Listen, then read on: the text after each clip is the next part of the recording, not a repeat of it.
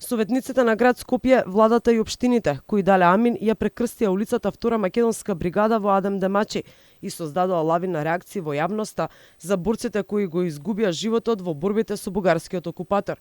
Иако премиерот Димитар Ковачевски рече дека требало нова улица да го носи името на Демачи, така не мислел на владина седница пред 2 години. Очигледно, улицата со името на Адем Демачи не му пречела само нему, туку ни на министрите на седницата, ниту на советниците од град Скопје.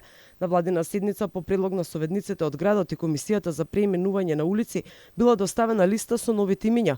Списокот поминал на седницата, а подпис ставил и премиерот Димитар Ковачевски во својство на заменик министер за финансии, обвинува ВМРО ДПМН. И ова се записниците за 50-та и 51-та седница, каде што во отсуство на министер за финансии, како што е наведено тука, присутен и гласа Димитар Ковачевски во функција на заменик министер. Еве и 51-та седница, еве го записникот каде што е наведено името на заменик министерот тогаш Димитар Ковачевски, сега премиер.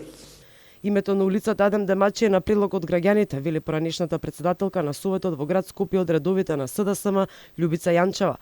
Таа појаснува дека предлогот сепак поминал не сите филтри и советниците на град Скопје го изгласале новото име на улицата.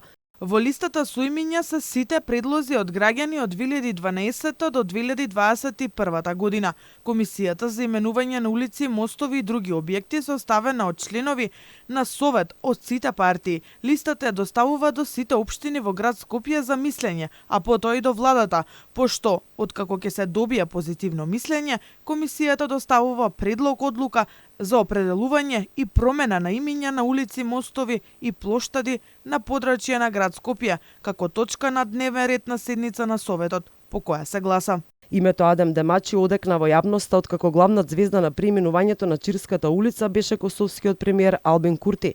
Не само Чаир, туку и тетова, за време на посетата на Курти личеа како да не се дел од Македонија, туку Албанија и Косово. Албанска химна и песни, развиени знамиња со двоглавиот орел, па дури знаме на голема Албанија го отсликаа гостувањето на Курти. Немаше ниту превод и ниту една буква на македонски јазик, дури ни во официјалните обраќања. Прославата за преименувањето на улицата и концертот во име на премиерот во Тетова поминаа без ниту едно македонско обележје, за што целата јавност реагираше. Адем Демачи истакнат косовски борец кој дал придонес за независност на Косово и се залагал за голема Албанија. Со Македонија нема никаква врска, освен што во Скопје ги завршил студиите. За борците од бригадата кои го дале животот за ослободување на Македонија од бугарскиот окупатор, веќе не постои улица во нивна чест.